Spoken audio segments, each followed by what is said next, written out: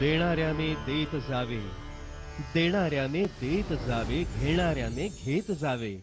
हिरव्या पिवळ्या माळावरून हिरवी पिवळी शाल घ्यावी, हिरव्या पिवळ्या माळावरून हिरवी पिवळी शाल घ्यावी. सह्याद्रीच्या कड्याकडून छातीसाठी ढाल घ्यावी. वेड्या पिशा ढगाकडून वेडे पिसे आकार घ्यावे, वेड्या पिशा ढगाकडून वेडे पिसे आकार घ्यावे. रक्तामधल्या प्रश्नांसाठी पृथ्वीकडून होकार घ्यावे. उसळलेल्या दर्याकडून पिसाळलेली आयाळ घ्यावी, उसळलेल्या दर्याकडून पिसाळलेली आयाळ घ्यावी. भरलेल्या भीमेकडून तुकोबाची माळ घ्यावी. देणाऱ्याने देत राहावे, घेणाऱ्याने घेत राहावे, देणाऱ्याने देत राहावे, घेणाऱ्याने घेत राहावे. घेता घेता एक दिवस देणाऱ्याचे हात घ्यावे. नमस्कार, मी स्वप्नील राजशेखर. आज आपल्याला एका अत्यंत अनोख्या आणि आगळ्या वेगळ्या सफरीवरती जायचंय. कुठं? ज्याला कलापूर म्हणून ओळखलं जातं अशा कोल्हापूरला आपण निघालो आहोत आणि तिथूनच जवळ असणाऱ्या ज्योतिबाच्या डोंगरावरही. छत्रपती शिवाजी महाराज, करवीर संस्थापिका रणरागिणी ताराबाई, लोकनेते राजर्षी शाहू महाराज अशा थोर विभूतींच्या पदस्पर्शानं पुनीत झालेली हीच ती कोल्हापूरची पुण्यभूमी. आणि याच भूमीत वाडी रत्नागिरीच्या डोंगरावर दख्खनचा राजा ज्योतिबा नांदतोय. मग चला तर, चला जाऊया ज्योतिबाच्या भेटीला. हो, पण जाताना जगज्जननी आई अंबाबाईचा आशीर्वाद घ्यायला विसरून कसं बरं चालेल?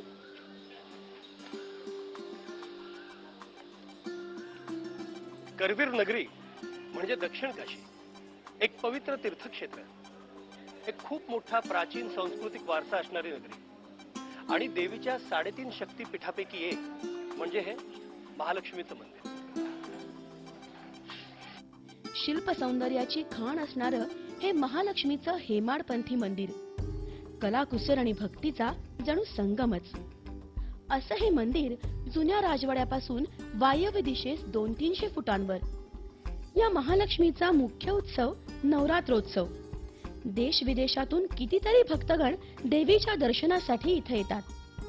भक्तांना संकटातून सोडवण्याकरता देवीनं प्रसंगानुरूप अवतार घेतले आणि याचं स्मरण म्हणून नवरात्रात यज्ञ पूजा पाठ करून देवीनं घेतलेल्या विविध अवतारात देवीची पूजा बांधण्यात येते.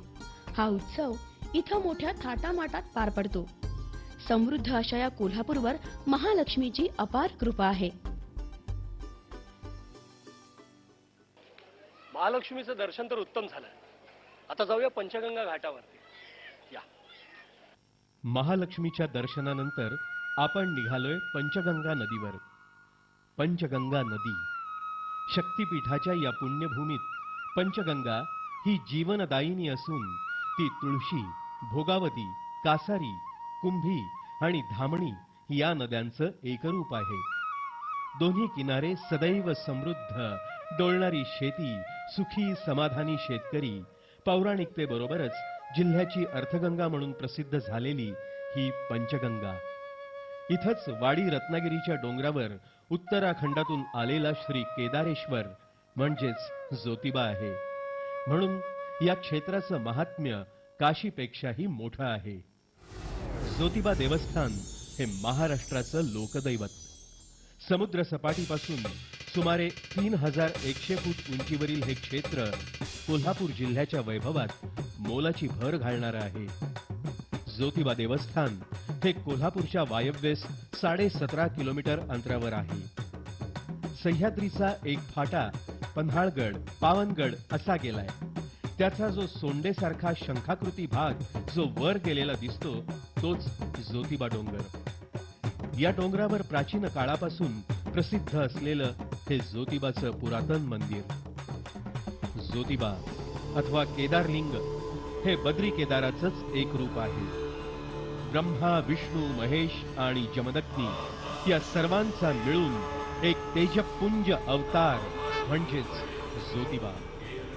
करवीर निवासिनी महालक्ष्मीला दैत्य संहाराच्या संग्रामात सहाय्य करण्यासाठी ज्योतिबा हे हिमालयातून दक्षिणेमध्ये आले अशी कथा केदार विजयामध्ये सांगितलेली आहे.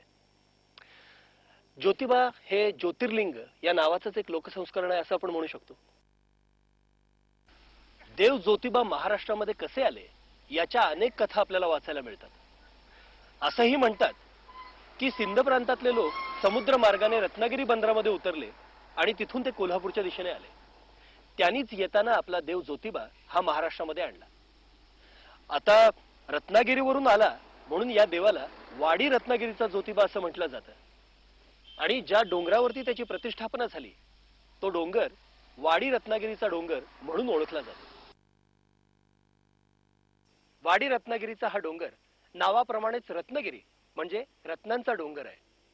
अर्थात इथं काही रत्न वगैरे सापडल्याचा उल्लेख नाही, पण इथला प्रत्येक खडक हा रत्न इतकाच मौल्यवान आहे.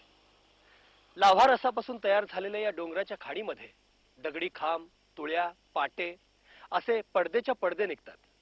असंही म्हणतात की इथला एक दगड जर दुसऱ्या दगडावरती आपटला तर घंटेसारखा खण खण असा आवाज येतो. वाडी रत्नागिरी येथील श्री ज्योतिबा हा समाजातील विशेषतः गरीब कष्टकरी वर्गाचा तळागाळातील सर्वसामान्य लोकांचा देव अशी त्यांची ख्याती आहे. ज्योतिबा हे सामान्य जनांचं भक्तिदैवत आहे. ज्योतिबा या दैवतावर भोळ्या भाबड्यांचा मोठा जीव, कष्टकरी शेतकऱ्यांचा जिता जागता विश्वास, रंजल्या गांजल्यांचा सखा, भोळ्या श्रमिकांचा प्रेमळ विसावा, लहान नाही मोठा नाही, श्रीमंत नाही गरीब नाही, कोणत्याही प्रकारचं द्वैत नसलेला हा डोंगरचा राजा ज्योतिबा. उधळलेल्या गुलाल खोबऱ्यात चांग भल्याच्या गजरात रममाण झालेला ज्योतिबा.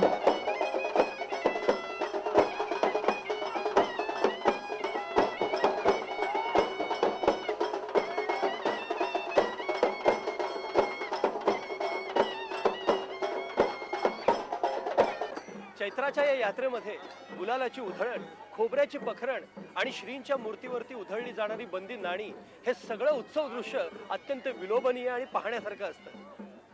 चैत्र पौर्णिमेच्या दिवशी हस्त नक्षत्राच्या मुहूर्तावर बरोबर दुपारी 1:30 वाजता सासन काठ्या नाचवायला प्रारंभ होतो.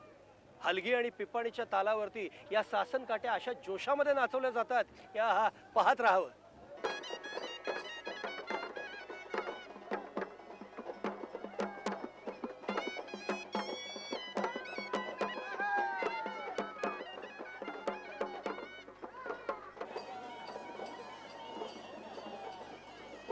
वाद्यांच्या तालावरती खांद्यावर सासनकाठीचा तोल सांभाळत ही सासनकाठी नाचवणं म्हणजे अत्यंत आगळी वेगळी कला आहे. बरं, ही सासनकाठी नाचवणं हे येरागाबाळ्याचं काम नाही बरं का. अत्यंत मुरलेले आणि मोजकेच लोक हे काम करू शकतात. बरं, त्यांच्यामध्ये ईर्ष्या सुद्धा चालते. आणि हा सगळा नृत्य सोहळा पाहणाऱ्या भक्तांच्या चेहऱ्यावरचा आनंद काय वर्णावा. हा हा हा बघा.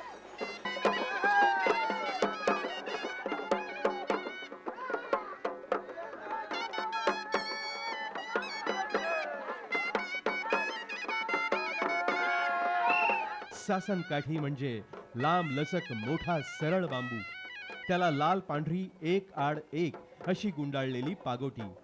काठीच्या वरच्या टोकाला गंगावनाचा झुपका बांधलेला असतो. या काठ्या 30 ते 40 फूट उंचीच्या असतात. बांबूच्या तळापासून 4-5 फुटांवर एक आडवी फळी असते. ती खांद्यावर टेकवून ही काठी नाचवतात.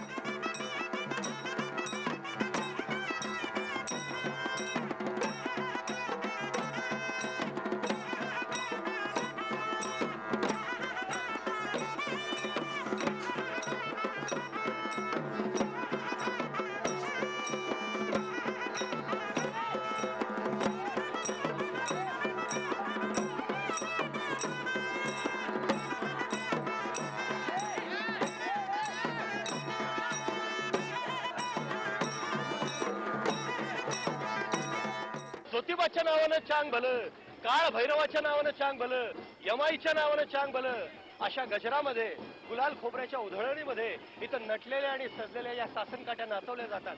आणि हे खरं या यात्रेचं वैभव आहे.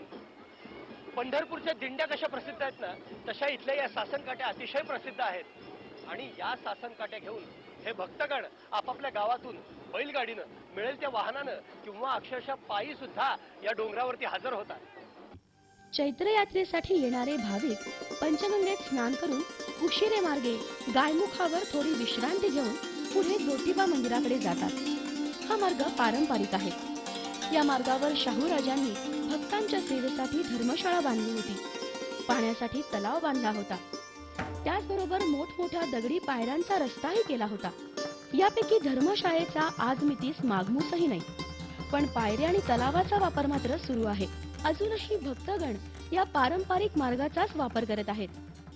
भाविकांचा ज्योतिबाच्या नामात रममाण झालेला प्रचंड असा जनसमुदाय, त्यांची भजनं, लोकगीतं यातून वेगळीच वातावरण निर्मिती होत जाते. गुलालाचा रंग, चांग भलचा गजर आणि आबालवृद्धांचा उत्साह पाहण्यासारखा असतो. देणाऱ्याने देत राहावे, घेणाऱ्याने घेत राहावे, घेता घेता एक दिवस देणाऱ्याचे हात घ्यावे. थोर कवी विंदा करंदीकर यांच्या या काव्यपंक्ती खरंच सुंदर आहेत. पण या उक्तीप्रमाणे कोणी वागतं का? या धकाधकीच्या जीवनात आपल्या बायका पोरांकडे बघायला वेळ नाही, अशा परिस्थितीत या गोर गरिबांकडे कोण बघणार? पण सामाजिक बांधिलकीतून स्थापन झालेल्या सहज सेवा ट्रस्टनं मात्र हेच ध्येय मनी बाळगून ज्योतिबा यात्रेकरूंची सेवा सुरू ठेवली आहे. म्हणूनच या काव्यपंक्ती सहज सेवा ट्रस्टच्या कार्याचा आत्मा आहेत. शेकडो मैलांचा प्रवास करून ज्योतिबा दर्शनासाठी येणाऱ्या या भाविकांची मनोभावे सेवा करावी, त्यांची तीर्थयात्रा सफल व्हावी, या मुख्य उद्देशानं सहज सेवा ट्रस्टच्या विश्वस्तांनी आपल्या सहकार्यांच्या मदतीनं या गायमुखावर अन्नछत्राचा उपक्रम राबवण्याची ही कल्पना 2001 सालच्या चैत्र यात्रेच्या वेळी सत्यात उतरवली. या अन्नछत्राची संकल्पना अमरनाथ यात्रेतल्या लंगरवरून सुचली. उत्तर भारतातील मोठमोठ्या संस्थांनी, व्यक्तींनी अमरनाथ यात्रेकरूंसाठी प्रचंड विशाल मोठे असे लंगर उभारलेले आहे. सकाळच्या चहा नाश्त्यापासून ते अगदी पंचपक्वान्नापर्यंतचं भोजन यात्रेकरूंना इथं पूर्णपणे मोफत मिळतं. सगळ्यात महत्वाचं म्हणजे यात्रेकरूंना अत्यंत सन्मानानं वागवलं जातं. आपण आपल्या घरी येणाऱ्या पाहुण्यांना जसा प्रेमळ आग्रह करतो, तशाच पद्धतीचा प्रेमळ आग्रह त्या यात्रेकरूंना केला जातो. अमरनाथची यात्रा जवळजवळ 30 दिवस चालते आणि साधारण 1.5 ते 2 लाख यात्रेकरू त्याच्यामध्ये सहभागी होतात. पण आपल्या ज्योतिबाची यात्रा 3च दिवस चालत असली तरी जवळपास 5 लाख यात्रेकरू याच्यामध्ये सहभागी होतात. सहज सेवा ट्रस्टनं अमरनाथ यात्रेतील लंगरच्या धर्तीवर हा उपक्रम राबवण्याचं ठरवलं नव्हे, तसा निर्धारच केला आणि एके दिवशी ती कल्पना प्रत्यक्षात उतरवली. कुशिरे पोहाळेवरून गायमुखा मार्गे जाणाऱ्या पारंपरिक मार्गावर गायमुखासमोर अन्नछत्राची जागा ठरवण्यात आली. सदरची जागा मालक श्री बाळासाहेब आणि प्रल्हाद श्रीपती कापरे यांनी अन्नछत्रासाठी मोफत उपलब्ध करून दिली. गायमुखाजवळच 12 ज्योतिर्लिंगांपैकी एक मल्लिकार्जुनाचं मंदिर आहे. त्याच्या पाठीमागं वडाचा एक भला मोठा वृक्ष आहे. त्याच्या सावलीमध्ये 80 फूट बाय 30 फुटांचा पार बांधून घेतला. एक एक करत या जागेचं रूपच बदललं. दरवर्षी अन्नछत्राच्या वेळी या पाराच्या पूर्वेला पायऱ्या बांधून खालच्या बाजूला भांडी धुण्यासाठी मोरी बांधली जाते.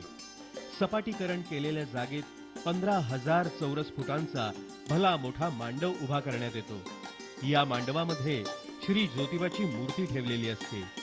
अन्नछत्राचा लाभ घेण्यासाठी कोणतीही घाई गडबड न करता भाविक एका रांगेतून मंडपात येतात, पोटभर जेवतात आणि तृप्त होतात. अन्नछत्राचा लाभ घेतल्यानंतर भाविकांच्या डोळ्यामध्ये आत्मीय समाधान मिळाल्याचे भाव तरळताना दिसतात. अन्नछत्रातल्या प्रसादामध्ये मसाले भात, तूर डाळीची शेवग्याच्या शेंगा घातलेली आमटी, राजमा, बटाटा वांग्याची भाजी, मुगाची उसळ, गोड शिरा, जिलेबी, मठ्ठा असा शुद्ध शाकाहारी अगदी घरच्यासारखा आहार मिळतो. मधुर चव चाखावी तर सहज सेवाच्या या अन्नछत्रातच. पण एवढं भव्य दिव्य अन्नछत्र चालवायचं म्हणजे त्याचा पसाराही तेवढाच अवाढव्य असणार आणि त्यासाठी लागणारी साधन सामुग्री सुद्धा. आता हेच पहा ना, ही भली मोठी धान्याची पोती बघताय. बघता बघता ही पोती कधी रिकामी होतात हेच कळत नाही. या अन्नछत्रासाठी लागणाऱ्या वस्तूंवर थोडीशी नजर फिरवली ना तर आपल्याला याच्या भव्यतेची जाणीव होईल. पहा ना, 12,500 किलो कोहिनूर बासमती तांदूळ, 3,000 किलो प्रेसिडेंट तूर डाळ, 3,000 किलो रवा, 5,000 किलो साखर, 90 डबे जेमिनी डबल रिफाइंड तेल, 150 डबे सुप्रीम सिंगल रिफाईंड तेल, 5000 लिटर दूध, 200 किलो चहा पावडर, 300 किलो मूग, 300 किलो काळा घेवडा, 150 नग गॅस सिलेंडर, तर 10 टन लाकूड. काय नुसती सामानाची यादी बघून डोळे फिरले की नाही? अहो अजून स्वयंपाकघर बघायचं बाकी आहे. चला.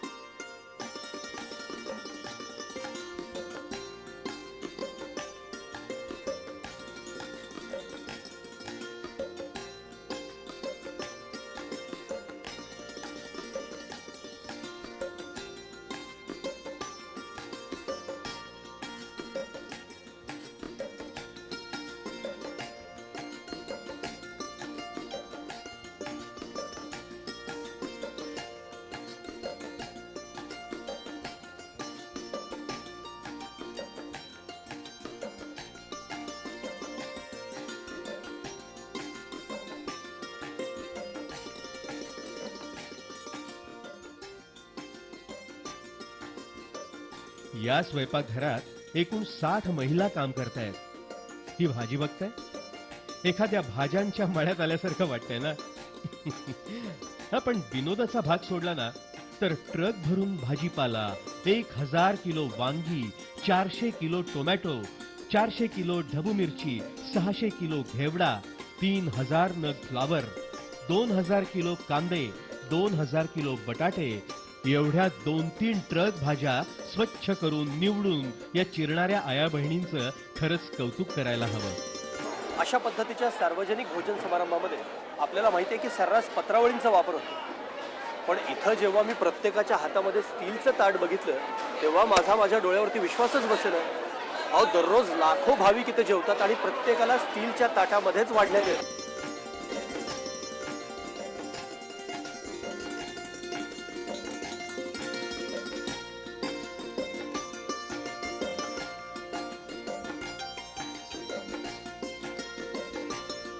आता हेच बघा ना, इतकी माणसं जेवणार म्हणून त्यांची खरकटी ताटं धुण्यासाठी चक्क इथं ट्रॉली लावलेली आहे.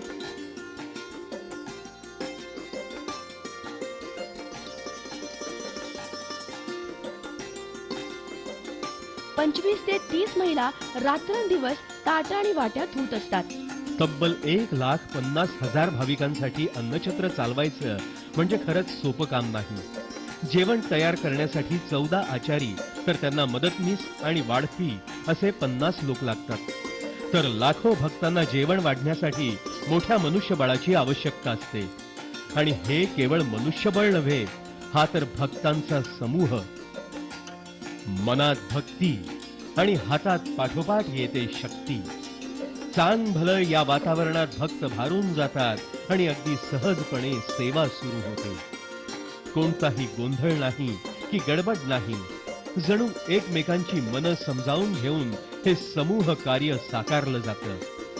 भक्त, कार्यकर्ता, वाढपी, दर्शक अशा अवस्था इथं बनतात.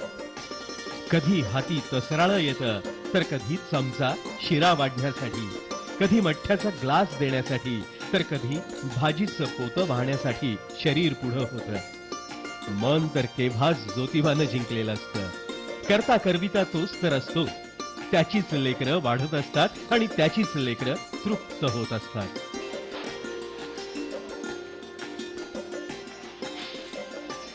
मंडळी, ज्योतिबाची यात्रा चैत्राच्या महिन्यात आणि चैत्राचा महिना म्हणजे ह्यो कडक उन्हाळा. डोक्यावर सूर्य तापत्याला, अंगावर गुलाल पडल्याला, अंगाची अशी लाई लाई होत्याली. तुम्हाला सांगतो, नानग्यापासनं ते म्हातारा कोताऱ्यापर्यंत समजासनी हवा असतो गारवा. डोंगरावर तर पाण्यासाठी मारामार चाललेली असते. आणि अशाही वेळेला हातामध्ये जर थंडगार आणि मसालदार मट्टा मिळाला तर आहा, गलासामध्ये स्वर्ग उतरल्यावानी वाटतोय. सहसेवा आल्यास समज कसं कळते हो. आहा, मठ्ठा तयार करण्यासाठी 2000 लिटर दुधाचं दही लावण्यात येतं. आता एवढ्या दह्याचं ताक करायचं म्हणजे काही सोपं काम नाही. म्हणून ट्रस्टनं दह्यात सोडण्यासाठी एक स्टेनलेस स्टीलची सबमर्सिबल मोटरच तयार करून घेतली आहे. ही मोटार दह्यात सोडली आणि चालू केली की दुसऱ्या बाजूनं ताक बाहेर पडायला सुरुवात होते आणि अशा प्रकारे मठ्ठा तयार करण्यात येतो. लोणी न काढता मसाला घालून तयार करण्यात आलेला मठ्ठा यात्रेकरूंना वाटण्यात येतो. मठ्ठ्यासाठी लांबच लांब रांग लागलेली असते. थंडगार मठ्ठ्याचा पुरेपूर स्वाद घेऊन यात्रेकरू तृप्त होतात.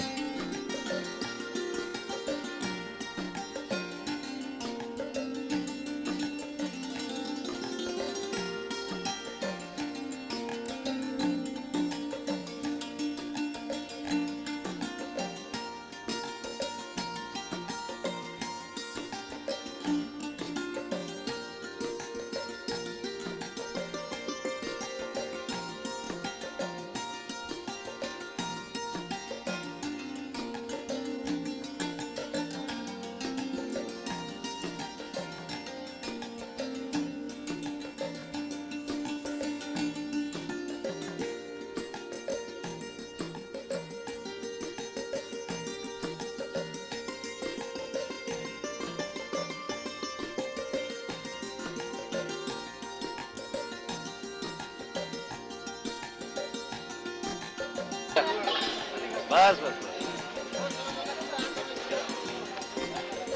चहा घेताय? क्या बात. मंडळी, आकडी दुधाचा कडक आणि खरोखरचा अमृततुल्य चहा प्यायचा असेल तर तो या स्टॉल वरती मिळेल. कडाक्याचं ऊन असो किंवा थंडी असो, यात्रेकरूंना चहाची तलफ आली रे आली की तिथे या स्टॉल वरती धाव घेतात. बरं, हा स्टॉल रात्रंदिवस सुरू असतो बरं का. अन्नछत्रामध्ये जेवणाची सोय केली जाते हे आपल्याला माहिती आहे, पण त्याबरोबर चहा आणि मठ्ठ्याची केलेली सोय फक्त इथे पहिल्यांदा बघायला मिळते. लाखो लोकांचं अन्नछत्र, मठ्ठा आणि चहासाठी यात्रेकरूंच्या लागलेल्या रांगा, भला मोठा मंडप, त्यामध्ये अन्नछत्राचा लाभ घेणारे भाविक आणि त्यांची ती उडालेली एकच धांदल, असं ते बहारदार दृश्य असतं. पण एवढ्या घाईगर्दीत सुद्धा इथली स्वच्छता पाहण्यासारखी असते. एवढं मोठं अन्नछत्र चालवायचं आणि त्याचबरोबर चहा आणि मठ्ठाही वाटायचा म्हटल्यावर पाण्याची सोय तर आवश्यक आहे. म्हणूनच इथं पिण्याच्या शुद्ध पाण्यासाठी मोठ्या टाक्या ठेवलेल्या असतात. अन्नछत्रासाठी पाणी हा मुख्य घटक. जेवण तयार करण्यापासून ते पिण्यापर्यंत ते शुद्ध असावं यासाठी ट्रस्टची मंडळी डोळ्यात तेल घालून लक्ष घालतात. या कामी महाराष्ट्र शासनाच्या आरोग्य विभागाचे कर्मचारी आणि अधिकारी यांची फार मोलाची मदत होत असते. हात धुण्याचे नळ वेगळे असतात, तसंच प्यायच्या पाण्याचे नळही वेगळे असतात. सगळा कार्यक्रम नियोजनबद्ध असतो. सर्वात महत्त्वाचं म्हणजे ट्रस्टचे विश्वस्त, त्यांचा मित्रपरिवार आणि अनेक सेवाभावी व्यक्ती येणाऱ्या जाणाऱ्या भाविकांना दोन्ही हात जोडून प्रसादाचा लाभ घ्यावा अशी विनंती करत असतात. याचं भाविकांना फार कुतूहल वाटतं. अन्नछत्राच्या पहिल्याच वर्षी म्हणजे 2001 मध्ये ज्योतिबा यात्रेसाठी येणाऱ्या भाविकांना याची माहिती नव्हती. तरी सुद्धा पहिल्या वर्षीच्या अन्नछत्राचा लाभ 22,000च्या वर भाविकांनी घेतला. या सेवाभावी कार्यास शुभेच्छा रूपी आशीर्वाद दिले आणि या स्तुत्य उपक्रमांची चर्चा भक्तांमुळे गावोगावी झाली. पहिल्या वर्षीच्या उत्कृष्ट नियोजनामुळे, अन्नछत्राचा लाभ घेतलेल्या भाविकांच्या मुखातून झालेल्या प्रसारामुळे दुसऱ्या वर्षी मोठ्या प्रमाणात प्रतिसाद मिळाला आणि जवळजवळ 51,000 भाविकांनी अन्नछत्राचा लाभ घेतला. हळूहळू अन्नछत्राची महती वाढतच गेली. तिसऱ्या वर्षी म्हणजे 2003 मध्ये सुमारे 1 लाख भाविकांनी अन्नछत्राचा लाभ घेतला. चौथ्या वर्षी 1 लाखाहून अधिक भाविकांनी अन्नछत्राचा लाभ घेतला आणि यानंतर दरसाल ही संख्या हजारोंच्या पटीत वाढतच चालली आहे.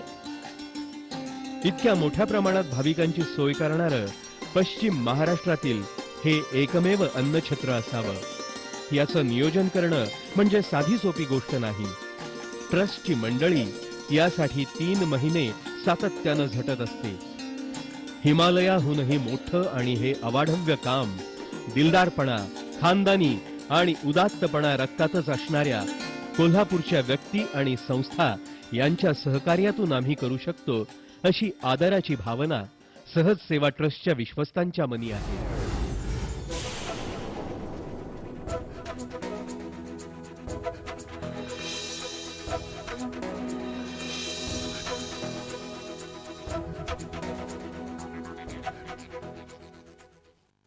ज्योतिबा यात्रेकरू मोठ्या प्रमाणात बैलगाड्या घेऊन यात्रेसाठी येतात. या बैलांना खायला मुबलक खाद्य ज्योतिबा डोंगर आणि परिसरामध्ये मिळत नाही. त्यामुळे या बैलांची खूपच अडचण होत होती. ही अडचण मुकी जनावरं कशी बरं सांगणार? पण भूतदयेच्या भावनेतून हे जाणलं ते सहज सेवा ट्रस्टच्या ट्रस्टींनी, आणि त्यातूनच बैलांसाठी उत्तम प्रतीची शेंगदाण्याची कपरी पेंड देण्यास सुरुवात झाली. अन्नछत्राच्या धावपळीतही प्रत्येक बैलगाडीपाशी जाऊन स्वतः विश्वस्त बैलांना पेंड घालतात.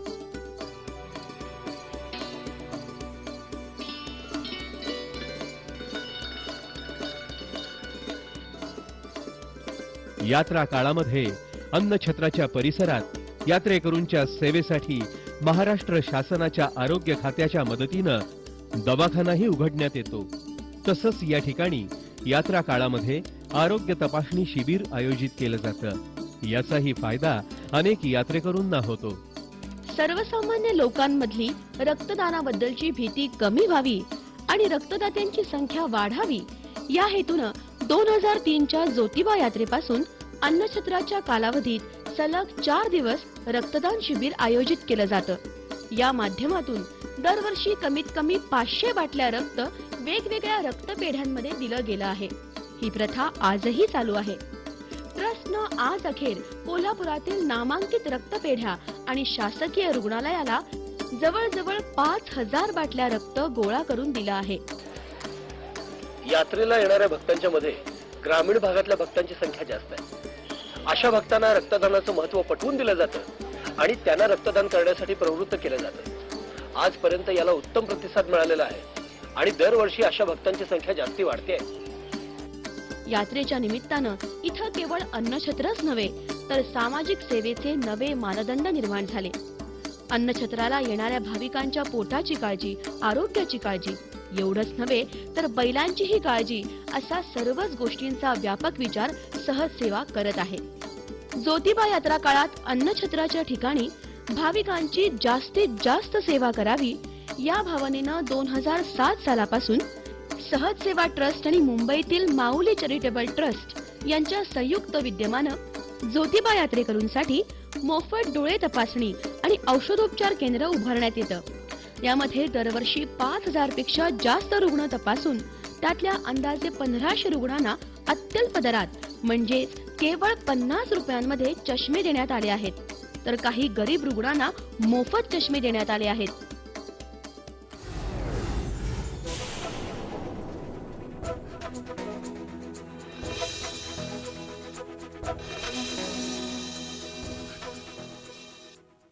या चैत्रातल्या यात्रेसारखा आणखी एक सोहळा दरवर्षी ज्योतिबाच्या डोंगरावरती साजरा होतो. श्रावण महिन्यातल्या 3ऱ्या सोमवारी 20 ते 25 हजार भाविक मंदिरामध्ये जमा होतात, ज्योतिबाचं दर्शन घेतात आणि त्यानंतर डोंगराच्या चहूबाजूला असणाऱ्या 12 ज्योतिर्लिंगाच्या दर्शनासाठी निघतात. यालाच नगर दिंडी असंही म्हटलं जातं. वरून पावसाची रिपरिप सुरू असते. पायाखालची वाट चिखलात भरलेली असते. दगड गोट्यांवरून पाय घसरत असतात. तरीही हातामध्ये भगवे ध्वज आणि अभिषेकासाठी पंचामृत घेऊन भाविक चालत असतात. 10-15 वर्षांपूर्वी ज्योतिबा डोंगराच्या पंचक्रोशीतील काही मोजकीच भक्त मंडळी ही नगर प्रदक्षिणा भक्तिभावानं पूर्ण करत होती. सध्या मात्र संपूर्ण महाराष्ट्रातून 25,000पर्यंत आबालवृद्ध भक्तगण या नगर दिंडीत सहभागी होऊ लागले आहेत. गायमुखाच्या परिसरामध्ये दिंडी येते तेव्हा तिथं सहज सेवा ट्रस्ट या सेवाभावी ट्रस्टचे विश्वस्त आणि सहकारी दिंडीत सहभागी झालेल्या प्रत्येकास अगदी आदरानं शाबू खिचडी आणि केळांचं वाटप करीत असतात. गेल्या 10 वर्षांपासून हा स्तुत्य उपक्रम सुरू आहे. उत्तम आचार्याकडून तयार केलेली खिचडी प्रत्येकास मिळावी याकरिता पहाटेपासूनच खिचडी पिशव्यांमध्ये भरायचं काम सुरू होतं. 1000 किलो साबुदाणा, 500 किलो शेंगदाणा, 15 डबे तेल आणि जवळजवळ 200 नारळांचं खोबरं आणि इतर मसाला घालून 2500 किलो शाबू खिचडी तयार होते. त्याचबरोबरीनं 25,000 केळीही वाटली जातात. नगर दिंडीच्या आदल्या दिवशी रात्रभर खिचडी बनवण्याचं काम चालू असतं. पहाटे खिचडी तयार झाल्यानंतर ती छोट्या प्लास्टिकच्या पिशव्यांमध्ये भरली जाते अशा हजारो पिशव्या भरून गायमुखाच्या परिसरामध्ये 2-3 ठिकाणी खिचडीचे स्टॉल लावले जातात. दिंडी गायमुखावर येण्या अगोदरच ट्रस्टचे विश्वस्त आणि स्वयंसेवक खिचडी वाटण्यासाठी सज्ज असतात.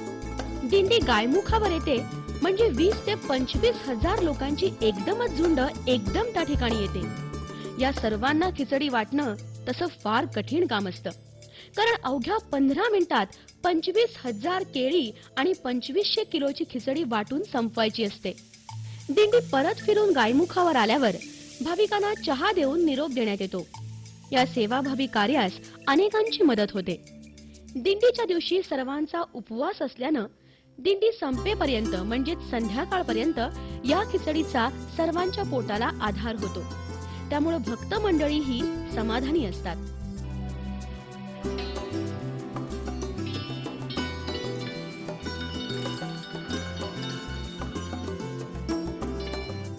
सहज सेवा ट्रस्टचा आणखी एक उपक्रम म्हणजे परिसर स्वच्छता.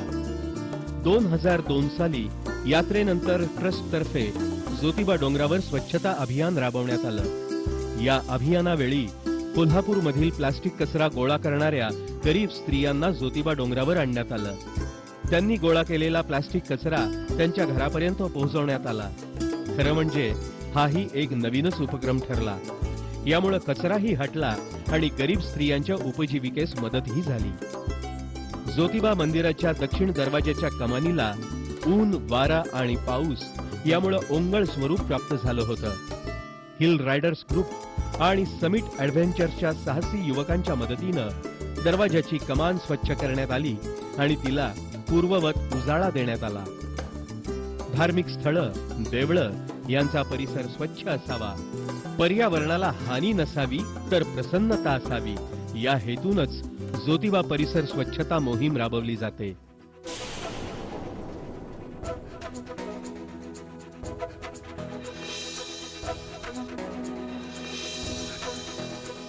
कोल्हापूर रत्नागिरी रस्त्यावरील केरली येथील ज्योतिबा फाट्यावर रस्ता रुंदीकरण केल्यापासून 2 वर्ष ज्योतिबा डोंगराकडे जाण्यासाठी दिशादर्शक फलक नव्हता. त्यामुळे कोल्हापुरातील आणि बाहेर गावाहून येणाऱ्या भक्तांची दिशाभूल होत होती. भक्त रस्ता चुकून पुढे पन्हाळ्याकडे जात होते. ज्योतिबा भक्तांची होणारी ही अडचण लक्षात घेऊन ती दूर करण्यासाठी सहज सेवा ट्रस्टच्या वतीनं दिनांक 12 मार्च 2006 रोजी श्री ज्योतिबा देवाचं छायाचित्र असणारा दिशादर्शक फलक केरलीच्या फाट्यावर उभारण्यात आला.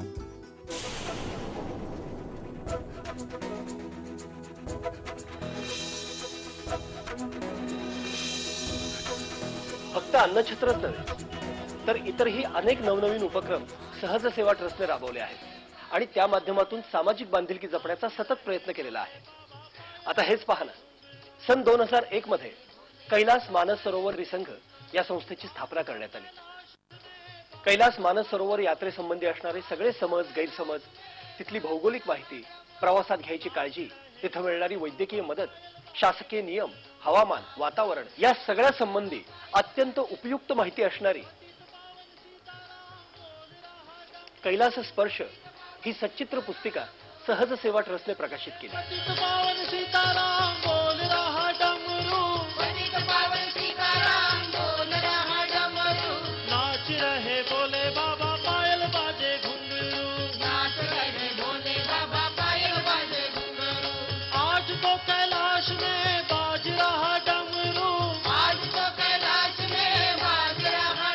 आणि याचाच एक भाग म्हणून कैलास यात्रेवर आधारित कैलास स्पर्श ही 2 तासाची सीडी ट्रस्टने प्रकाशित केली आहे. पुस्तकाप्रमाणे ही सीडी सुद्धा अत्यंत परिपूर्ण आहे.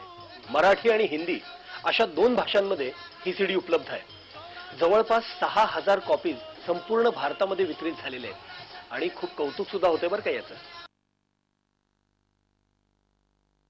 यात्रेकरूंनी घेतलेल्या छायाचित्रांचा समावेश असलेल्या प्रदर्शनामध्ये यात्रेतील मार्गाचं, निसर्गाचं, लोकजीवनाचं, विविध ठिकाणच्या कॅम्प्सचं, विविध पर्वतराजींचं आणि पवित्र अशा कैलास पर्वत आणि मानस सरोवराचं मनोहर दर्शन घडतं. हे प्रदर्शन संघामार्फत सर्वत्र मोफत दाखवण्याची सोय केली जाते आणि प्रत्येक प्रदर्शनाच्या वेळी एक तरी कैलास यात्री मार्गदर्शन करण्यासाठी तिथं हजर असतो. संघामार्फत आज अखेर हे छायाचित्र प्रदर्शन कोल्हापूर, पुणे, औरंगाबाद, नागपूर, नाशिक, बेळगाव, बेंगलोर, सांगली, मिरज, सातारा, कराड, रत्नागिरी, इचलकरंजी, मलकापूर आणि मालवण इथं भरवण्यात आलं आहे आणि प्रत्येक ठिकाणी त्याला उत्तम प्रतिसाद मिळाला आहे. प्रदर्शनं, पुस्तकं, चर्चासत्र, व्हिडिओ शो, स्लाइड शो या सगळ्या माध्यमातून कैलास यात्रेला जाणाऱ्या यात्रेकरूंना मदत व्हावी, सहकार्य मिळावं ही सहज सेवा ट्रस्टची सतत भूमिका राहिलेली आहे. पूर्वी सांगली, कोल्हापूर आणि सातारा या 3 जिल्ह्यात मिळून फक्त 48 भाविकांनी कैलास यात्रा पूर्ण केली. पण जेव्हापासून सहज सेवा ट्रस्टने हा उपक्रम राबवला तेव्हापासून ही संख्या वाढत गेली आणि जवळजवळ 400 भाविकांनी कैलास यात्रा पूर्ण केली. आणि आज कर्नाटक आणि महाराष्ट्रामधून अनेक भाविक या उपक्रमातून प्रेरणा घेत आहेत आणि कैलासची यात्रा पूर्ण करतायत. याचा सहज सेवा ट्रस्टला अत्यंत अभिमान आहे. कैलास स्पर्श या पुस्तकाचा आणि चित्रफितीचा फारच चांगला परिणाम झाला असून त्या आधारेच संपूर्ण महाराष्ट्रातून सहज सेवा ट्रस्टकडे यात्रेसाठी इच्छुक असणाऱ्या लोकांची विचारणा होत असते आणि ट्रस्टच्या मार्गदर्शनाखाली बऱ्याच भाविकांची यात्रा सफल होत असते. कैलास यात्रेला जाण्यापूर्वी सहज सेवा ट्रस्ट आठवतो. हेच सहज सेवा ट्रस्टच्या कार्याचं यश आहे हे निश्चित. ट्रस्टच्या स्थापनेपासून दर 2 वर्षानंतर सगळे हितचिंतक आणि त्यांच्या परिवाराकरता एखाद्या सांगीतिक कार्यक्रमाचं आयोजन केलं जातं. याच कार्यक्रमामध्ये त्या 2 वर्षात ज्यांनी कैलास मानसरोवर यात्रा पूर्ण केली आहे अशा सगळ्या यात्रेकरूंचा सन्मानही केला जातो.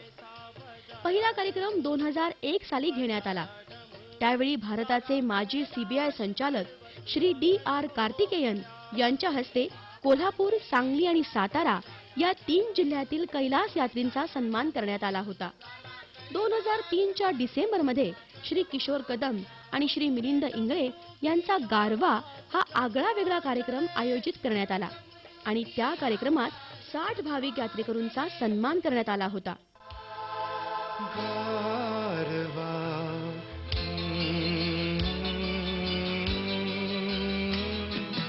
गारवा बराबर भिर भिर भिर पारवा नवा नवा प्रिय नभा कही चांदवा नवा नवा गारवा. येथे कोल्हापुरात येऊन जर कोल्हापूर मधल्या कवीची कविता नाही म्हटली तर मलाच बरं वाटणार नाही.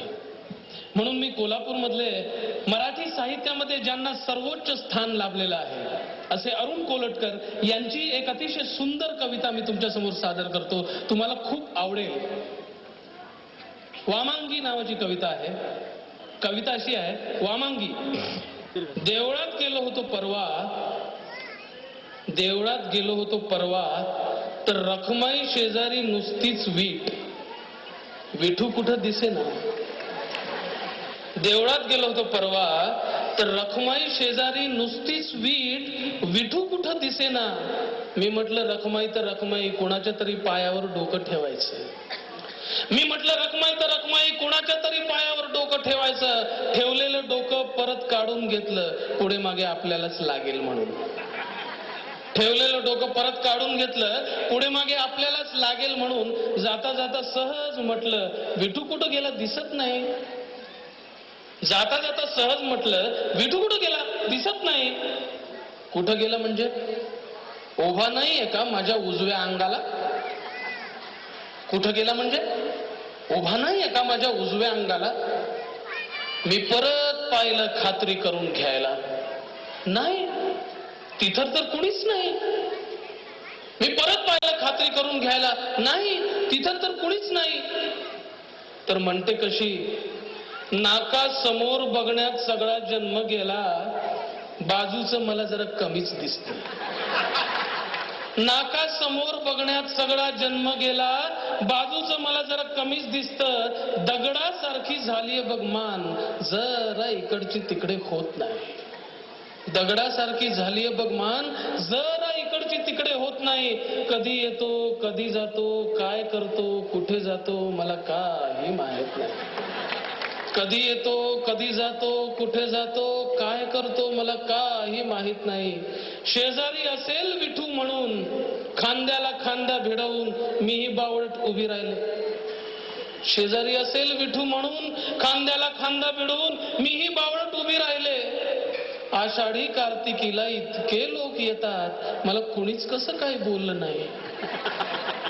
आषाढी कार्तिकीला इतके लोक येतात, मला कुणीच कसं काही बोललं नाही. पण आता माझ्या भेटीला एकदमच धावून आलंय 28 युगांचं एकटेपण, 28 युगांचं एकटेपण, 28 युगांचं एकटेपण. यानंतर 25 डिसेंबर 2005 रोजी गुलजार यांचा बात पश्मिने की हा त्यांचे भावविश्व उलगडून दाखवणारा कार्यक्रम कोल्हापुरात सादर करण्याची पहिली संधी आम्ही घेतली आणि यावेळी कैलास यात्रा पूर्ण करून आलेल्या यात्रेकरूंचा सन्मान करण्यात आला.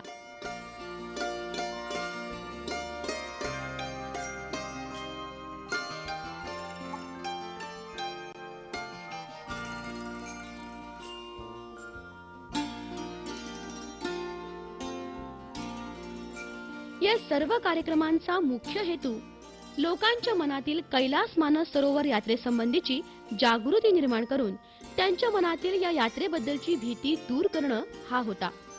या भागातील जास्तीत जास्त लोकांनी ही यात्रा करावी अशी सहसेवा ट्रस्टच्या विश्वस्तांची इच्छा आहे. या सर्व कार्यक्रमांना कोल्हापूरकरांनी प्रचंड प्रतिसाद दिला आणि हे कार्यक्रम यशस्वी केले. इस गीत का जन्म वहां से शुरू हुआ जब बिमलदा और सचिंदा ने मुझे सिचुएशन समझाई. कल्याणी यानी नूतन, मन ही मन विकास यानी अशोक कुमार को चाहने लगी है. एक रात चूल्हा चौका समेटकर वो आंगन में आती है गुनगुनाती हुई, ऐसा कैरेक्टर घर से बाहर जाकर नहीं गा सकता. बिमलदा ने वही रोक दिया. अरे बाहर नहीं जाएगी तो क्या अपने बाप के सामने गाएगी?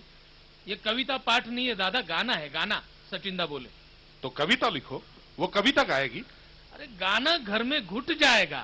तो आंगन में ले जाओ, लेकिन बाहर नहीं जाएगा. बाहर नहीं जाएगा तो हम गाना भी नहीं बनाएगा. सचिंदा ने चेतावनी दे दी. कुछ इस तरह से मुझे सिचुएशन समझाई गई.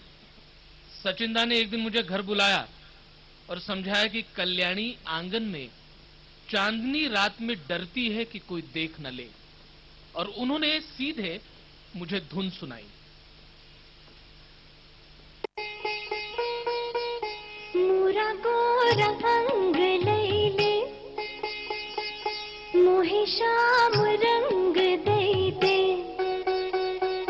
छुप जाऊंगी रात ही में, मोहे पी का संग दे दे. मोरा गोरा अंग लैले, मोहे श्याम रंग दे दे, छुप जाऊंगी रात ही में, मोहे पी का संग दे दे.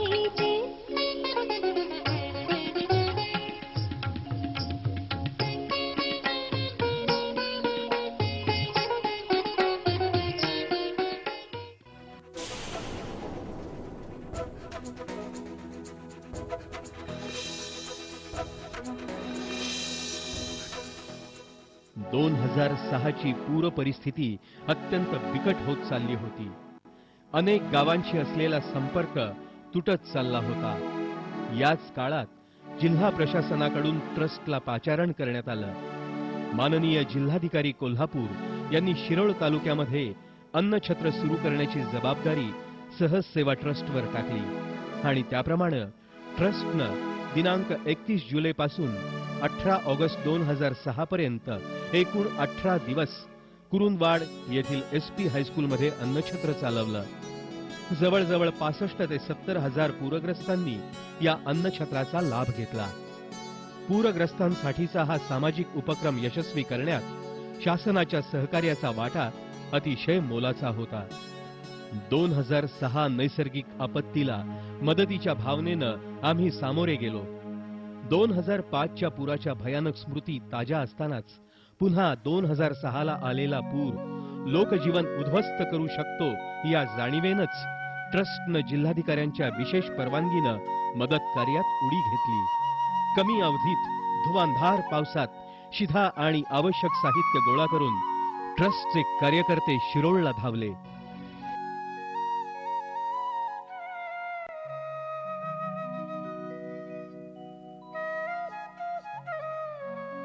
योग आणि प्राणायाम हा फक्त शारीरिक व्यायाम नाही, तर मानसिक आणि आध्यात्मिक शांती मिळवून देणारं ते चिकित्सा विज्ञान आहे.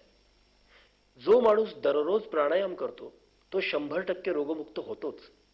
शिवाय हृदयरोग, अस्थमा, ताणतणाव अशा रोगांपासून सुद्धा त्याला मुक्ती मिळते. 2005 पासून कोल्हापूर शहरामध्ये वेगवेगळ्या ठिकाणी पतंजली योगपीठाद्वारे परमपूज्य स्वामी रामदेवजी महाराज यांच्या मार्गदर्शनानुसार मोफत प्राणायाम प्रशिक्षण वर्ग आयोजित करण्यात येत होते. सर्व थरातील नागरिकांना याचा लाभ घेता यावा या मुख्य उद्देशानं सहसेवा ट्रस्टच्या सहकार्यानं मोफत योग विज्ञान शिबिराचं आयोजन केलं गेलं आणि त्याप्रमाणे कोल्हापूर शहराच्या वेगवेगळ्या भागात मोफत प्रशिक्षण वर्ग आयोजित करण्यास सुरुवात केली. नोव्हेंबर 2006 पासून शिबिरं घेण्यास सुरुवात झाली ती आज अखेर चालू आहेत. योग आणि प्राणायाम हा फक्त शारीरिक व्यायाम नसून ते मानसिक आणि आध्यात्मिक शांती मिळवून देणारं चिकित्सा विज्ञान आहे. दररोज प्राणायाम केल्यानं मनुष्य रोगमुक्त होतो, तसंच हृदयरोग, अस्थमा, ताणतणाव या सर्वांपासून मुक्त होतो. कोल्हापूर जिल्ह्यामध्ये योग शिक्षकांच्या कमतरतेमुळे स्वामी रामदेवजींना अपेक्षित असलेला योग आणि प्राणायामाचा प्रचार झालेला नाही आणि हेच लक्षात आल्यामुळे योग शिक्षकांसाठी प्रशिक्षण वर्ग घेण्यास स्वामी रामदेवजी महाराज आणि पतंजली योगपीठाद्वारे परवानगी देण्यात आली. याचाच एक भाग म्हणून सहसेवा ट्रस्टच्या सहकार्यानं पन्हाळा येथील अंबरखान्यातील संजीवनी शाळेमध्ये दिनांक 18 मे पासून 28 मे 2007 पर्यंत 11 दिवसांचं पूर्णकालीन निवासी प्रशिक्षण शिबिर यशस्वीपणे घेण्यात आलं. या निवासी शिबिरामध्ये सर्वांना सहभागी होता येत नव्हतं, पण ज्यांना ज्यांना योग शिक्षक व्हायची इच्छा आहे त्यांच्यासाठी दिनांक 4 जून ते 14 जून 2007 अखेर कोल्हापूर इथंही एक शिबिर आयोजित करण्यात आलं. अशा प्रकारे कोल्हापूर जिल्ह्यासाठी एकूण 350 योग शिक्षकांची फौज सहज सेवा ट्रस्टच्या माध्यमातून तयार करण्यात आली. कोल्हापुरातील स्वामी रामदेवजी महाराजांचं योग विज्ञान शिबिर ही एक ऐतिहासिक घटना ठरली. स्वामी रामदेवजींची योग विज्ञान शिबिरं पुणे, नवी मुंबई, मुंबई, नाशिक, औरंगाबाद, नागपूर, नांदेड, सोलापूर, चंद्रपूर इत्यादी ठिकाणी झाली होती. परंतु अद्याप पश्चिम महाराष्ट्र आणि उत्तर कर्नाटकात शिबिर कुठेही झालं नव्हतं. म्हणूनच सहज सेवा ट्रस्टनं शिबिर आयोजनाचं आव्हान स्वीकारलं. स्वामी रामदेवजींचं स्वप्न स्वस्थ भारत, समृद्ध भारत हे डोळ्यासमोर ठेवून ट्रस्टनं कोल्हापूरकरांच्या आरोग्यासाठी उचललेलं एक सहज पाऊल म्हणजेच हे शिबिर होय. विज्ञानाच्या कसोटीवर योग घासून पुसून सुवर्णाचा कस पाहावा तसे आधुनिक विचार करणारे रामदेवजी महाराज आपल्या कोल्हापूरच्या योग प्रेमीसाठी आपल्या विनंतीला मान देऊन आले. 4 वर्षों से बहुत से भाई बहनों का प्रयास था कि कोल्हापुर में ये योग यज्ञ का आरंभ हो, लेकिन इस सुंदर संकल्पना का संकल्प लिया भाई सन्मति मिर्जी जी ने और उसको पूर्ण करने में बहुत बड़ी आहुति दी है हमारे भाई विनय कोरी जी ने. तो मैं चाहूंगा सबकी ओर से भाई विनय जी को इस भौर में खूब खूब आशीर्वाद.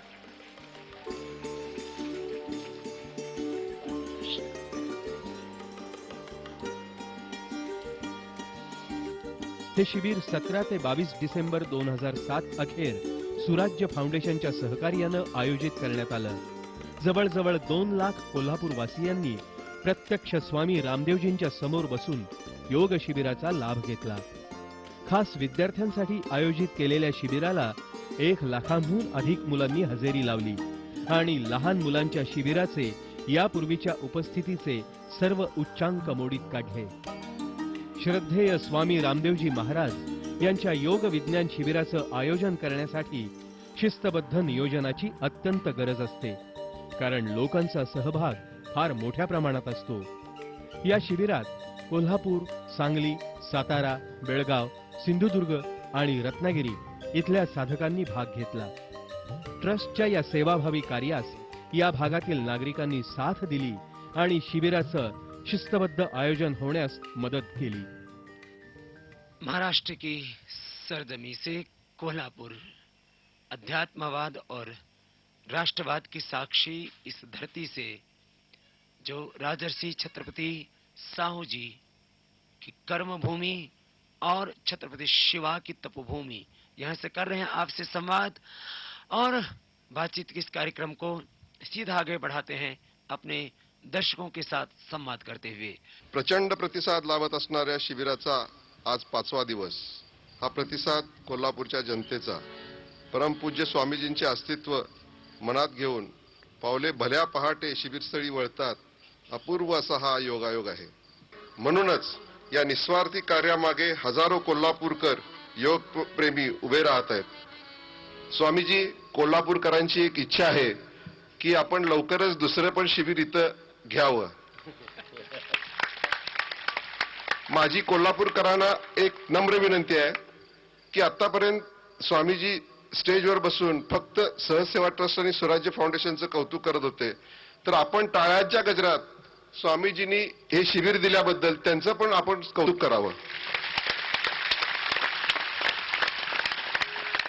कोल्हापूरकरांच्या मनात या ऐतिहासिक शिबिराचं स्मरण कायम राहावं अशी ट्रस्टची इच्छा होती. तसंच परमपूज्य स्वामी रामदेवजींचं सगळं लिखाण हिंदीमध्ये असल्यानं त्याचा अनुवाद झाला तर जास्तीत जास्त लोकांना त्याचा फायदा होईल, म्हणून स्वामी रामदेवजी महाराजांच्या बद्दल आणि त्यांच्या कार्याबद्दल संपूर्ण माहितीपर पुस्तिका प्रसिद्ध करण्याचं ठरवण्यात आलं. त्याप्रमाणे दिव्य स्पर्श ही पुस्तिका तयार करण्यात आली. 6 फेब्रुवारी 2008 रोजी त्याचं अनावरण मुंबई इथल्या योग शिबिरामध्ये परमपूज्य स्वामी रामदेवजींच्या हस्ते करण्यात आलं. दिव्य स्पर्श या 350 पानांच्या मराठी पुस्तिकेमध्ये स्वामी रामदेवजी महाराज योग आणि प्राणायाम, आयुर्वेद आणि जडीबुटी रहस्य, योग संदेश, औषध दर्शन, पतंजली योगपीठ इत्यादी विषयांची माहिती आहे. तसेच सहजसेवा ट्रस्ट, स्वराज्य फाउंडेशन आणि कोल्हापुरातल्या शिबिराबद्दलची संपूर्ण माहिती आणि फोटोही आहेत. ही पुस्तिका संपूर्ण रंगीत असून आकर्षक मांडणी, बांधणी आणि उत्तम मुखपृष्ठामुळे स्वतः स्वामी रामदेवजींनी याचं फारच कौतुक केलं आहे. ते म्हणाले, आजपर्यंत आम्ही प्रसिद्ध केलेल्या कोणत्याही पुस्तकापेक्षा याचा दर्जा उत्तम आहे.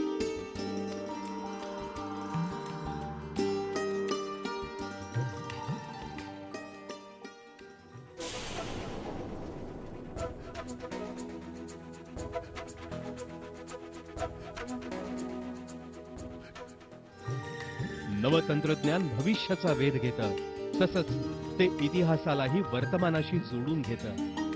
सहज सेवा ट्रस्ट हरिद्वारच्या पतंजली योगपीठ ट्रस्टच्या सहकार्यानं नव्या तंत्रज्ञानाच्या मदतीनं सध्या तेच काम करतो आहे. जुन्या दुर्मिळ वेद, उपनिषद, आयुर्वेद, पुराण, रामायण, महाभारत इत्यादी हस्तलिखित ग्रंथांच्या डिजिटायझेशनच्या म्हणजेच संगणकीकरणाच्या या महत्वाकांक्षी प्रकल्पांतर्गत पुण्यातील जवळजवळ 3200 पोथ्यांचं म्हणजेच जवळजवळ 6 लाख पानांचं संगणकीकरण पूर्ण झालं आहे. वेगवेगळ्या संस्थांमध्ये अनेकांच्या वैयक्तिक संग्रहामध्ये दुर्मिळ ग्रंथ संपूर्ण भारतभर विखुरलेल्या स्वरूपात आहेत. तसंच खूप जुनं असल्यानं वाचण्यासही येत नाहीत. हात लावला की तुकडा पडेल अशी अवस्था आहे. या सर्व ग्रंथांमधील ज्ञानाचं एकत्रित डिजिटायझेशन केल्यानं जतन होण्यास मदत होणार आहे. सहज सेवा ट्रस्टनं 2007च्या डिसेंबर महिन्यात कोल्हापुरात घेतलेल्या ऐतिहासिक योग शिबिरानंतर हरिद्वारचा पतंजली योगपीठ ट्रस्ट आणि कोल्हापूरचा सहज सेवा ट्रस्ट यांचं नातं जिव्हाळ्याचं झालं आहे. परमपूज्य आचार्य बालकृष्णजींची अशी इच्छा होती की भारतामध्ये उपलब्ध असणाऱ्या सर्व हस्तलिखितांच्या प्रती पतंजली योगपीठाच्या लायब्ररीमध्ये उपलब्ध असल्या पाहिजेत आणि या कामाची संपूर्ण जबाबदारी त्यांनी सहज सेवा ट्रस्टवर टाकली आहे.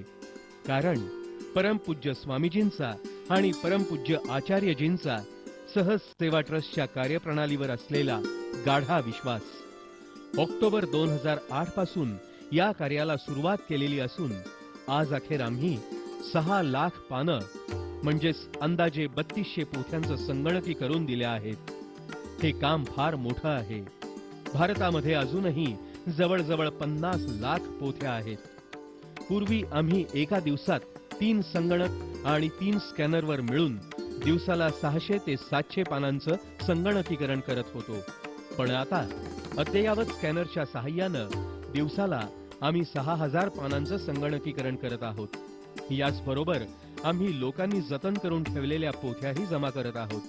भारतीय ज्ञानाचं संवर्धन विज्ञानाच्या सहाय्यानं करताना यासाठी आवश्यक असणारा जनसंपर्क, भाषा, तंत्रज्ञान, मनुष्यबळ, कौशल्य असणारे तंत्रज्ञ या सर्वांचा विचार सहज सेवानं केला आहे. आज जपलेला हा ठेवा येणाऱ्या पिढ्यांना मार्गदर्शक ठरेल आणि मानवी जीवन सुखाचं होईल. या उदात्त हेतूनच हे ईश्वरी कार्य सहज सेवा ट्रस्टनं स्वीकारलं आहे आणि यशस्वी करत आहेत. अशा प्रकारे सहज सेवा ट्रस्ट आणि पतंजली योगपीठ ट्रस्ट यांच्या समन्वयानं एक उत्तम कार्य सध्या चालू आहे आणि तसंच पुढे चालू राहणार आहे.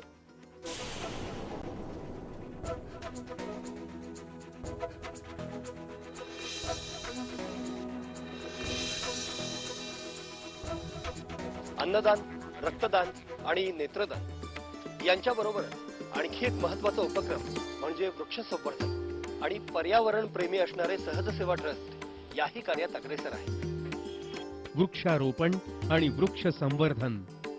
ज्योतिबा येथील गायमुख ते दक्षिण दरवाजा हा मार्ग जवळजवळ 1 किलोमीटर अंतराचा आहे.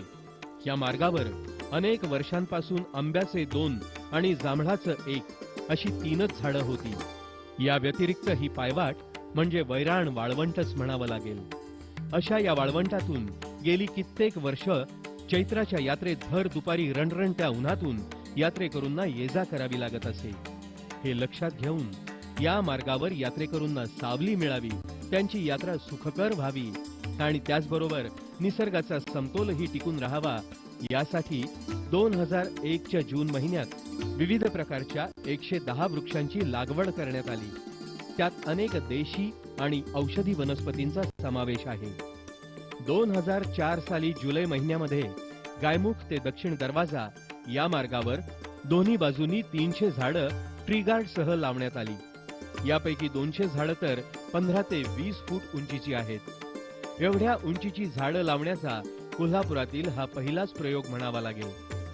आंध्र प्रदेशातील राजामुंद्री या ठिकाणाहून खास करून आणलेल्या झाडांमध्ये प्रामुख्यानं रेन ट्री, जाकरांडा, स्पॅथेडोहिया, पार्किया, कडुनिंब, चाफा, फणस, गुलमोहर, गुळभेंडी या जातीच्या झाडांचा समावेश आहे. प्रतिकूल नैसर्गिक परिस्थिती, माणसांचा कमी वावर, गावकऱ्यांमधील जागृती आणि वृक्षारोपणाबाबतीतील संरक्षणातील अडचणी या सर्वांवर मात करून सहज सेवा ट्रस्टनं इथं झाडं जगवली, मोठी केली, फुलं, पक्षी यांचं सुंदर दर्शन घडवलं. वृक्षारोपण करणं सोपं आहे, पण त्या छोट्या छोट्या झाडांचं जतन करणं हे अत्यंत अवघड आहे. सहज सेवाने सुरू केलेल्या या उपक्रमाला हातभार लावायला दर रविवारी कोल्हापूरहून ज्योतिबापर्यंत चालत येणारी मंडळी धावून आली आणि त्यांनी एक नवीन आदर्शवत पायंडा पाडला. दर रविवारी कुशिऱ्याहून ज्योतिबाला चालत येणाऱ्यांची संख्या खूपच वाढली आहे. या सर्वांना प्रत्येकी 1 झाड दत्तक देण्याचा सहज सेवा ट्रस्टचा मनोदय होता. वृक्षारोपणाचा आणि त्यांच्या देखभालीचा संपूर्ण खर्च सहज सेवा ट्रस्टनं केलेला होता. फक्त झाडाला पाणी घालणं, त्याला प्रेम देणं एवढंच काम झाड दत्तक घेणाऱ्याकडून अपेक्षित होतं. पण प्रत्यक्षात झाडांच्या तुलनेत झाड दत्तक घेणाऱ्यांची संख्या वाढल्यामुळं तसं न करता ती सगळी झाडं चालत येणाऱ्या भाविकांना दत्तक दिलेली आहेत. दर रविवारी भल्या पहाटे चालत येणारी मंडळी गायमुखावर येतात. त्याच वेळी तिथं 5 लिटर पाण्याचे 200-300 कॅन भरून ठेवलेले असत. पहाटेपासून सकाळी 8 वाजेपर्यंत 3 ते 4 वेळा हे कॅन पुन्हा भरावे लागत. ट्रस्टचे विश्वस्त स्वतः जातीनिशी हजर राहून हे कॅन भरत आणि चालत येणाऱ्या भाविकांच्या हाती देत असत. अजूनही इथं प्रत्येक झाडाला पाणी घातलं जातं. झाड वाढताना समोर स्वप्न असतं ते पुढच्या 10 वर्षांचं. डोंगरावर जाणाऱ्या पायऱ्यांच्या दुतर्फा असणारी हिरवीगार झाडं, गर्द सावली, पक्षी आणि थकलेल्या यात्रेकरूंना शांतता देणारा निसर्गरम्य परिसर. भावी काळाची गरज ओळखून ट्रस्टच्या या स्तुत्य उपक्रमास चालत येणारी मंडळी मोठ्या उत्साहानं सहभागी झाली. 500 ते 700 भाविक दर रविवारी चालत येतात. लहान असो वा थोर, प्रत्येक जण जाणीवपूर्वक पाण्याचा कॅन घेतल्याशिवाय जात नाही. प्रत्येक झाडाला दर रविवारी कमीत कमी 10 लिटर तर पाणी मिळतच. अधूनमधून या भाविकांसाठी अल्पोपहार आणि चहाची सुद्धा सोय करण्यात येते. प्राचीन आयुर्वेद आणि योग परंपरा वृद्धिंगत करण्याचं कार्य स्वामी रामदेवजी महाराज अत्यंत प्रभावी आणि परिणामकारकपणे करीत आले आहेत. जनसामान्यांमध्ये आयुर्वेद आणि औषधी वनस्पतींचं महत्त्व वाढवावं म्हणून शिबिरात भाग घेणाऱ्या प्रत्येक साधकाला तुळशीच्या एका रोपाबरोबर आवळा, हरड, बेहडा, अर्जुन, बेल, गुळवेल, कडुलिंब यापैकी एक रोप मोफत देण्यात आलं. तसंच शिबिर स्थळावर म्हणजेच शिवाजी विद्यापीठामध्ये 100 आणि पंचगंगा घाटावर 50 वडाची आणि पिंपळाची झाडं लावली आहेत. प्रयत्नपूर्वक ती जगवली आहेत. आजही ही झाडं या यशस्वी शिबिराची स्मृती जागवतात. या वर्षी म्हणजेच 2010 साली सहजसेवा ट्रस्टच्या वतीनं रुईकर वसाहतीमध्ये प्रत्येक घरासमोर घर मालकाच्या आवडीनुसार एक झाड लावण्यात आलं. यातली जवळजवळ सगळी झाडं 6 ते 10 फूट उंचीची आणि 2 ते 3 वर्ष वयोमानाची आहेत. या सगळ्या झाडांना सिमेंटचे अथवा लोखंडी ट्री गार्डही बसवण्यात आले आहेत.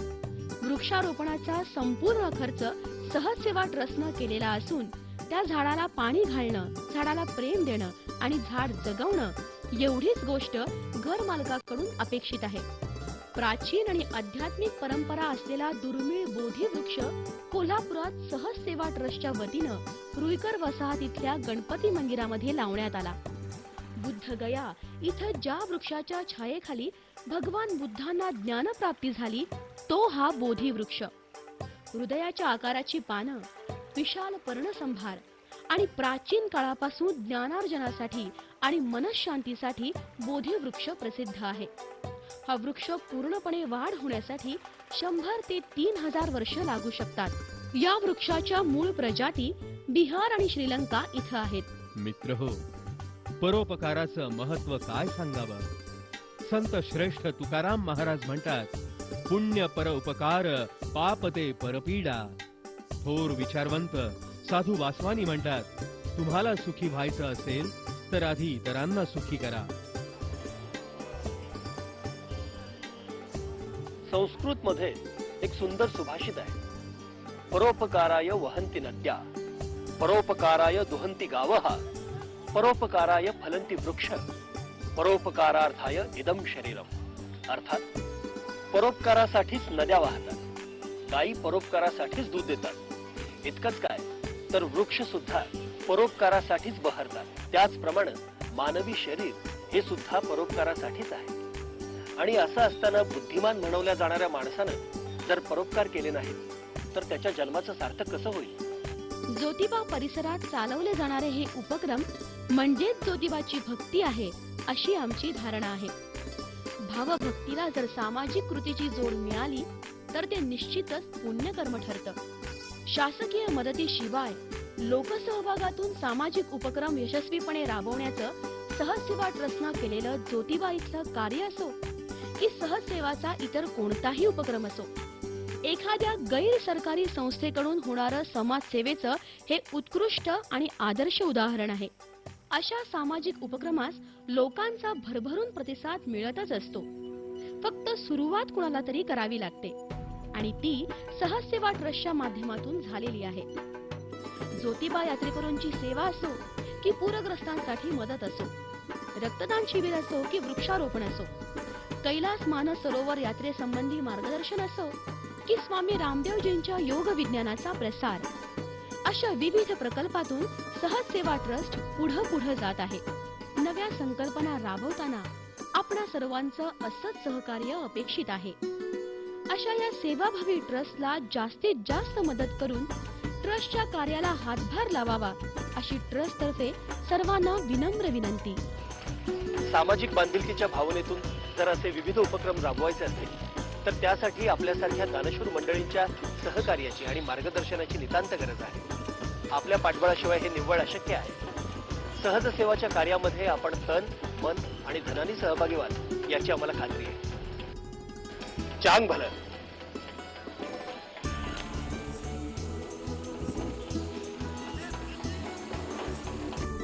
सहज सेवा ट्रस्ट हा धर्मादाय आयुक्तांकडे नोंदवलेला ट्रस्ट आहे. आयकर खात्याकडेही ट्रस्टची नोंदणी केली आहे. त्यामुळं सहज सेवा ट्रस्टला देणगी रूपानं मिळालेल्या रकमेवर आयकर कायदा 80 ग कलमाद्वारे सूट मिळते. जैसे आपण कोणाचे करावे तैसेची आपुल्या वाट्यास यावे, ऐसेची आहे स्वरूप बरवे सहकार्याचे मानवांच्या. म्हणून संकटी धावोनी जावे, सर्वांनी कष्ट वाटोनी घ्यावे, जेणे करूनी सर्वांस वाटावे, कुटुंब माझे विश्वव्यापी. राष्ट्रसंत तुकडोजी महाराज.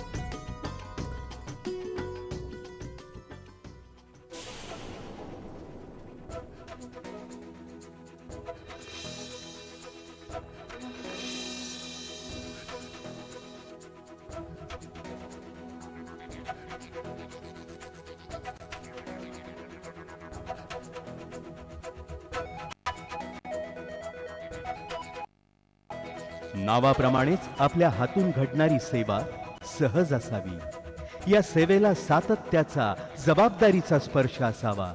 आरोग्य, परंपरा, पर्यावरण, कला या माध्यमातून कार्य करताना समाजाचे, या इथल्या मातीचे ऋण फेडताना आपल्याकडे असणाऱ्या सर्व ऊर्जा यथाशक्ती वापरणे. गोरगरिबांच्या सेवेबरोबरच समाजाच्या सर्व क्षेत्रात कार्य करणे या ध्येयाने, विचाराने पुढे जात आहे सहज सेवा. समाजामध्ये भुकेले आहेत, भक्त आहेत, रुग्ण आहेत, शोषित, वंचित, गरजूही आहेत, पूरग्रस्त आहेत, भयग्रस्त आहेत. या सर्वांसाठी मदतीचे हात पुढे करणे आणि देता देता नवे देणाऱ्याचे हात निर्माण करणे यातूनच फुलत आहे सहज सेवा. खूप क्षितिज रिकामं असलं तरी पंख हे विस्तारावेच लागतात. खूप अंधार पडला तरी पणत्या आजही उजळत आहेत. या प्रकाश वाटेवरही पूर्ण भान ठेवून वाटचाल करीत आहे सहज सेवा.